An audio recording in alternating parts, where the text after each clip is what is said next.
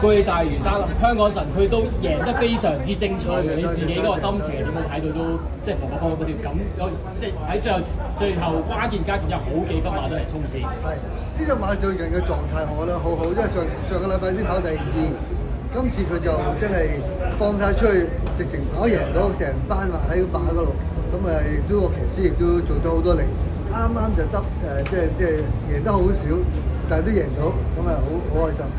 之前佢第一次見佢有走勢嗰陣時，都係後上係咪？其實同阿成哥都賽前都傾過，似乎呢匹馬最佳嘅跑法係留住一段嚟衝。佢跑咗好耐，佢而家都係上名嘅機會就唔多，一隻就冇，一隻有。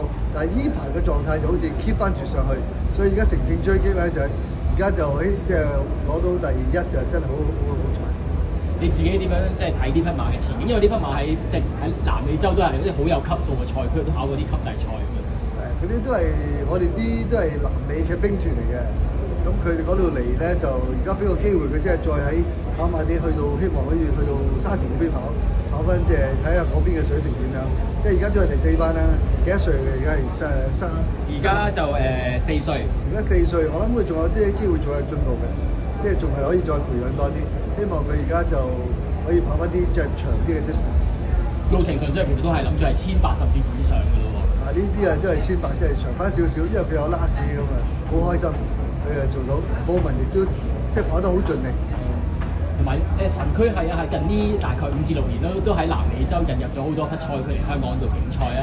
咁呢匹香港神區亦都係啦。咁然後都有幾匹嘅賽區自取神區啊，都係分別喺智利啊、阿根廷啊、巴西呢等地係引入啦。其實睇中咗南美嘅賽區有咩優點咧？佢哋就其實南美馬就平啲。咁佢嚟到嘅時候，佢有一個適應嘅程度咧，佢如果適應得好咧，佢亦都有表現嘅。好似以前嗰啲勇戰神區啊，或者而家即係都係南美馬。咁佢而家慢慢部署到咧，希望佢可以適應到嗰個部署咧，同埋佢嗰個練馬嗰個方法咧，一路做得好啲咧。希望佢將來就係多啲南美馬有啲就更加好嘅成績。再次恭喜晒余生，恭喜晒你！多謝，恭喜晒，繼續贏，神區係繼續贏。